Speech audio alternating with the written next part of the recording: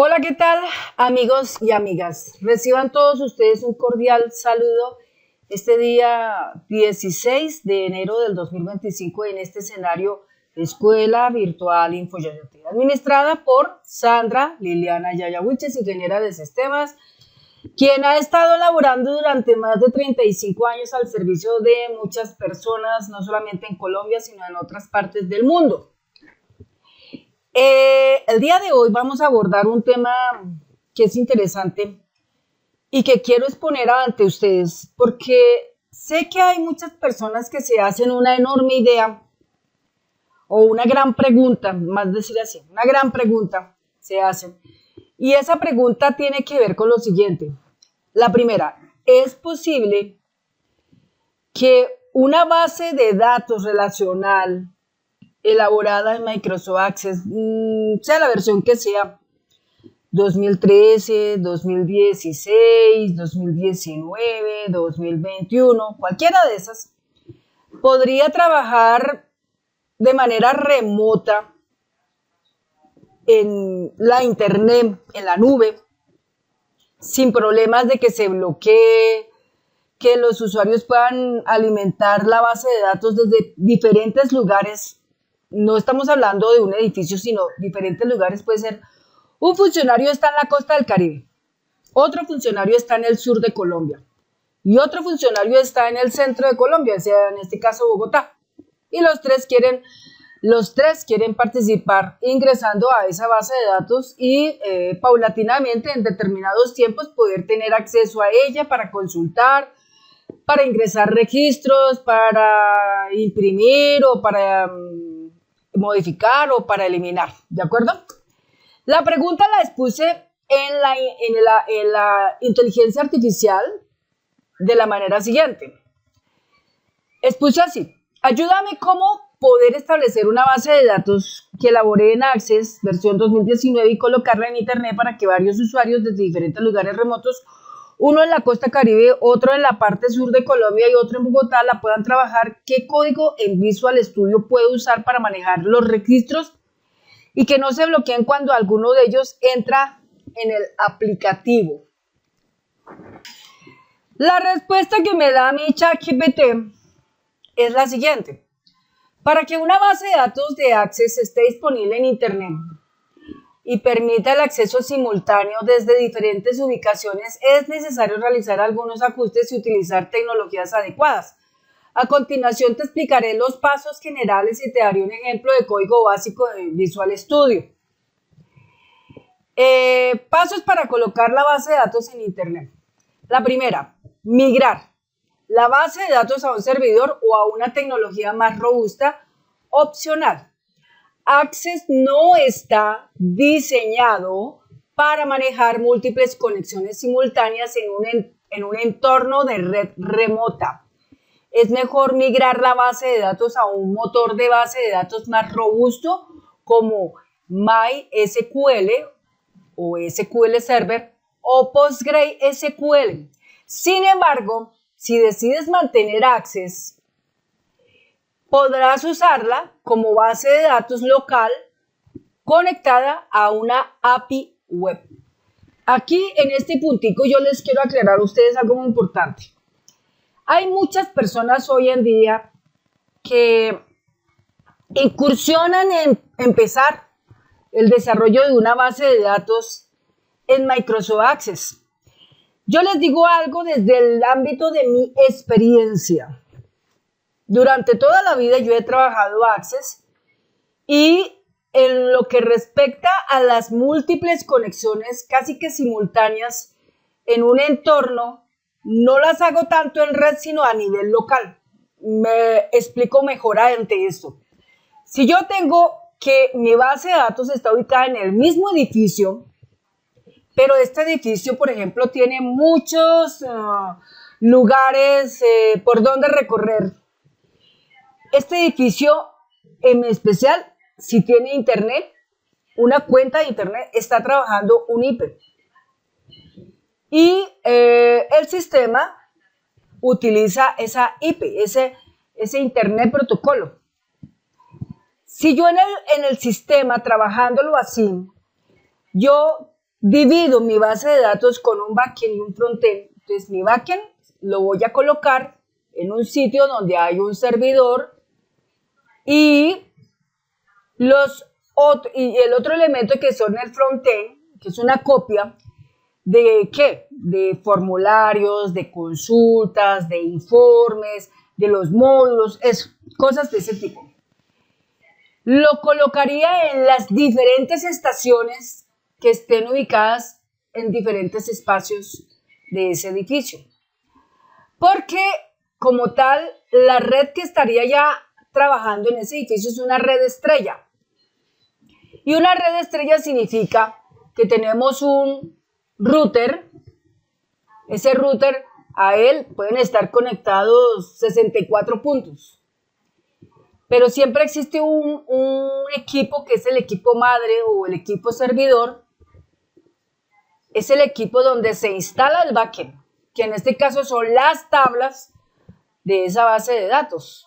Y los frontend, que son la copia de la reunión de los formularios, las consultas de todo tipo, los informes y los módulos y las macros, todo eso, son las que se instalan prácticamente en diferentes lugares donde estén los puntos de esa red local que emana de un aparato que se llama router, y cada cable está conectado a una computadora, ya bien sea por cable RPG45 o por medio de un dispositivo inalámbrico. Y así de esta manera, pues todos tienen acceso a poder entrar a esa base de datos relacional hecha en Access desde diferentes lugares en ese edificio. Pero es muy diferente cuando lo que intentamos maniobrar es una múltiple conexión simultánea, pero en un entorno de red. Es decir, ya no estamos en un edificio, sino estamos en, como lo dije, estamos en un sitio donde es la costa Caribe, el sur de Colombia y el centro de Bogotá, el centro de Colombia, que en este caso es Bogotá. O sea, estamos hablando de 3 edificios diferentes. Estamos hablando de 3 IPs diferentes. Entonces el sistema nos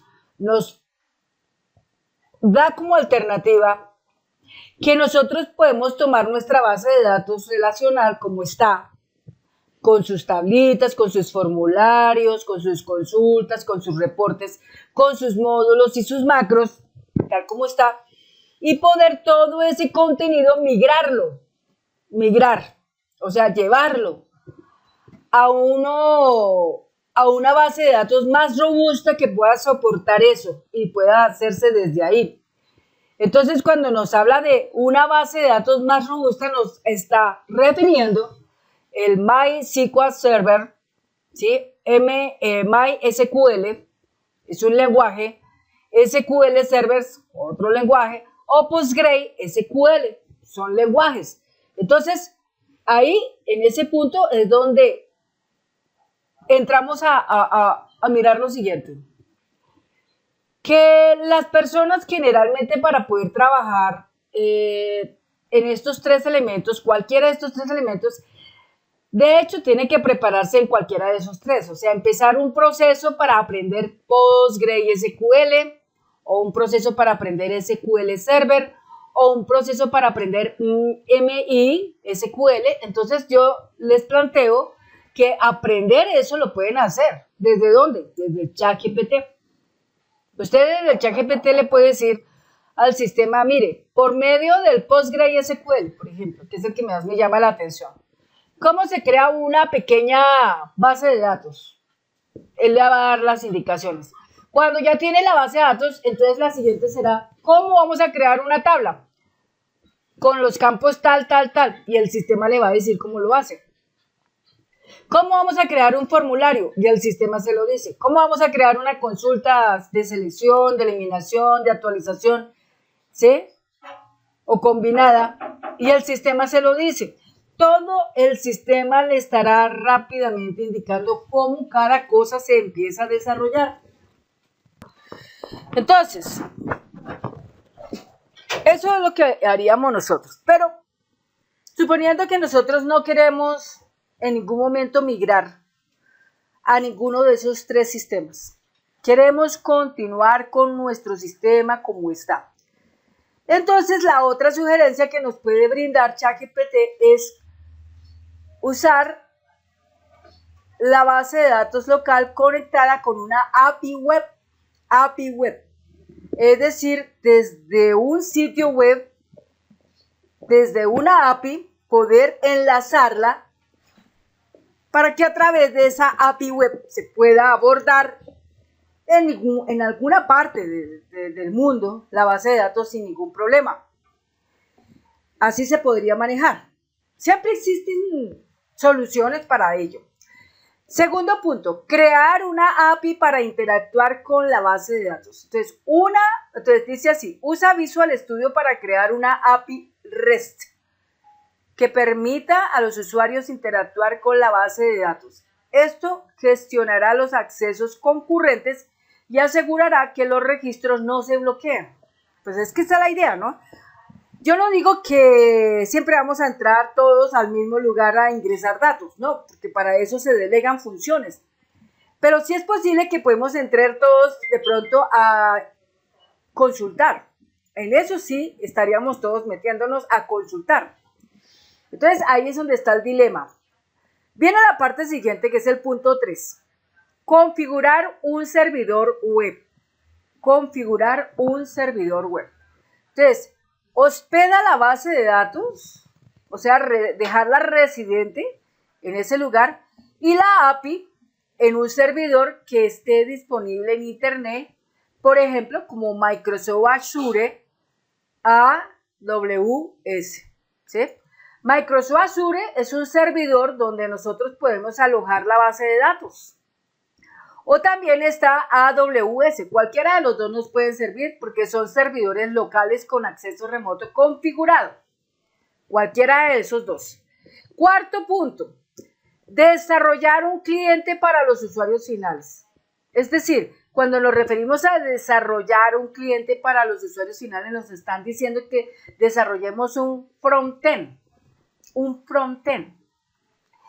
Este cliente puede ser una aplicación web, móvil o de escritorio que interactúe con la API, es decir, con esa API que está montada en ese sitio remoto configurado que puede ser Microsoft Azure o AWS. Viene la parte siguiente interesante, dice, ejemplo básico de una API en Visual Studio, entre paréntesis C+, cierra paréntesis. Entonces dice, este ejemplo utiliza ASP.NET. ASP.NET es un método, ¿no? ASP.NET Core para crear una API que se conecte a una base de datos Access. Entonces, 1. Configurar el proyecto. 1. Crea un nuevo proyecto en Visual Studio usando la plantilla ASP.NET Core Web API. 2. Instala el paquete NuGet para Access. Hay que instalar un paquete que se llama NuGet para Access. Cuando ya está eso, entonces aquí dice install raya package system.data.oldb. 2. Conexión a la base de datos Access. Asegúrate de que el archivo .accdb, el que sea. Todas estas bases de datos siempre tienen esa extensión, que es el accdb. Esté en una ubicación accesible para el servidor. Accesible para el servidor. 3. Código básico para la API. En tu controlador, agrega el siguiente ejemplo para manejar operaciones CRUD. Entonces, empezamos con ese CRUD. Entonces, empieza así. C#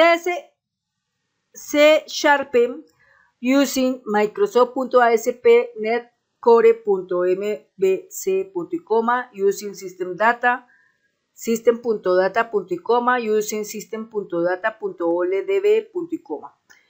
Namespace, access API.controllers, y abrimos un corchete. Dentro de ese corchete, entre llaves, primero una llave y luego un corchete. Entonces, root T significa la ruta, ¿no? Entre comillas, API, entre corchetes, controller, cierra corchete, cierra comillas, cierra paréntesis y cierra corchete. Luego abre corchete, API controller, cierra corchete, luego public class, records controller, controller base, abre llave, private read only stream, raya al piso, connecting stream, connection stream, igual, símbolo arroba, entre comillas, provider igual microsoft.axe.ldb.12.0. dar, ¿sí? Que es lo que dice ahí. Luego abrimos la llave http get, cierra llave, public y action result get records, o sea, obtención de los registros. Abre paréntesis, cierra paréntesis, abre otra vez la llave, try, abre otra llave, using, entre paréntesis, bar connection igual, new, OLDB connection, abre paréntesis, raya al piso, connection stream, cierra corchete, abre llave, connection.open, abre corchete, abre paréntesis, cierra paréntesis, punto y coma, bar, command, igual new, OLDB, command, entre comillas, select, luego, select, entre comillas, aquí viene un asterisco, from your table, cierra comillas, coma, connection, cierra paréntesis, punto y coma, bar, reader, igual, coma, punto, execute, reader, abre paréntesis, cierra paréntesis, punto y coma, bar, result, igual, new, list, símbolo menor que, dictionary, símbolo menor que, stream, coma, object, símbolo mayor que, abre paréntesis, cierra paréntesis, punto y coma, while, abre paréntesis, reader.read, abre paréntesis, cierra paréntesis, abre llave, bar row, igual new, directory, y así por el estilo. Bueno, lo cierto es que para que las cosas pues queden mucho más prácticas y usted no se vaya a enredar con todo esto, ¿no es cierto? Yo les voy a dejar a ustedes todo lo que es este código que está acá, porque este código tiene esta información. Entonces, todo este código que está acá, toda esta información, dice aquí la palabra copiar. ¿Sí lo ven? Copiar.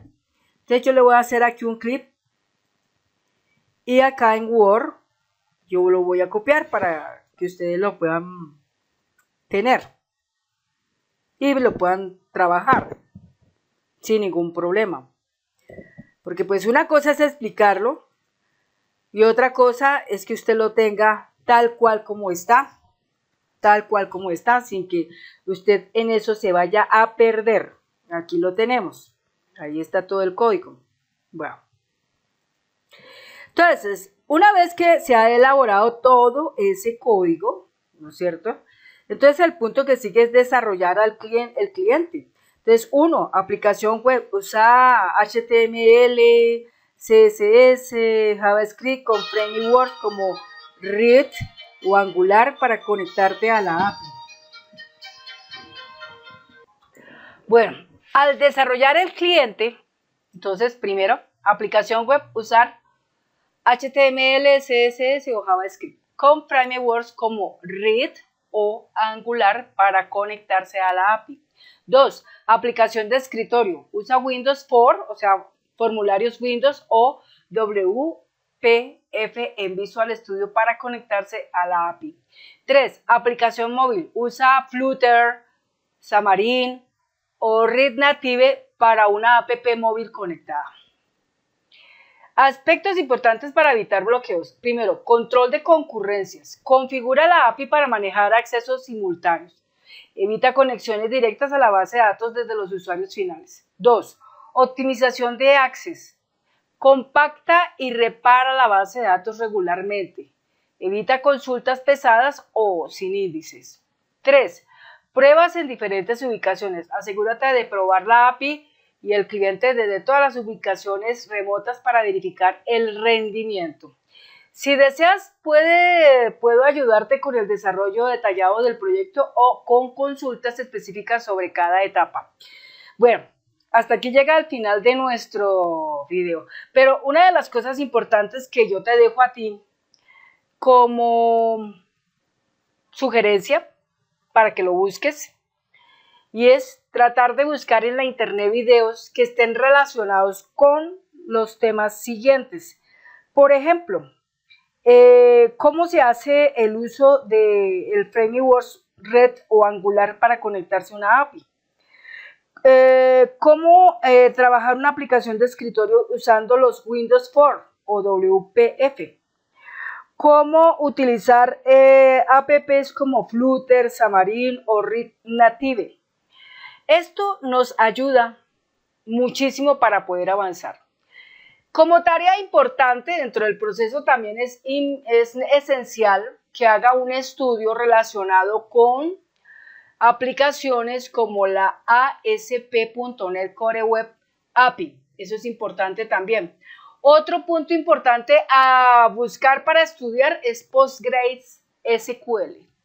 Desde algún plano alguna vez a un amigo, yo lo vi trabajando mucho con PostgreSQL, yo fabriqué 5 videos sobre eso, pero hoy en día con la inteligencia artificial eso nos puede ayudar a arribar mucho sobre el tema y avanzar bastante en el tema. Pero por lo menos aquí yo les voy dejando a ustedes una gran tarea que en un futuro ojalá ustedes tomen la iniciativa de estudiarlo. Por otro lado, el archivito del código, este archivito del código, cuando ustedes quieran encontrarlo así tal como está ahí, pues es muy sencillo, simplemente escriban todo este argumento que está acá, todo esto que está acá.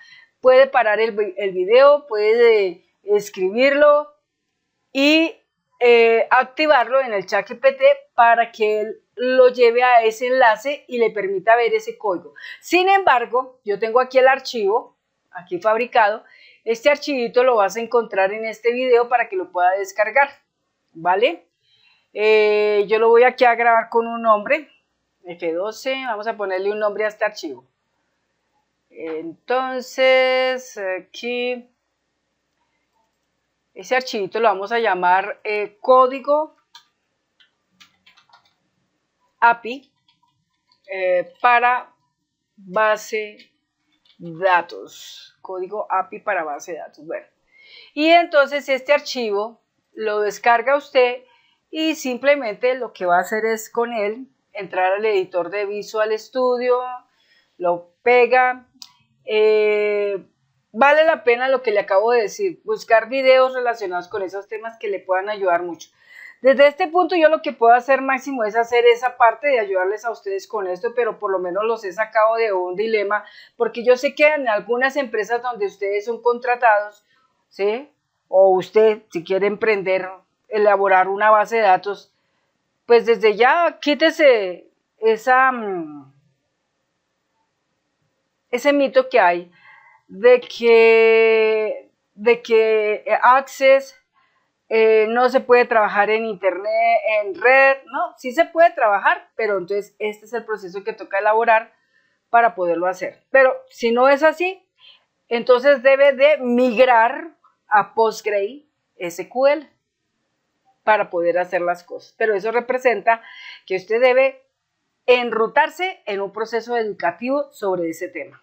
Amigos y amigas, hasta que llega al final de mi video. Muchas gracias y nos vemos en un próximo video. Hasta pronto.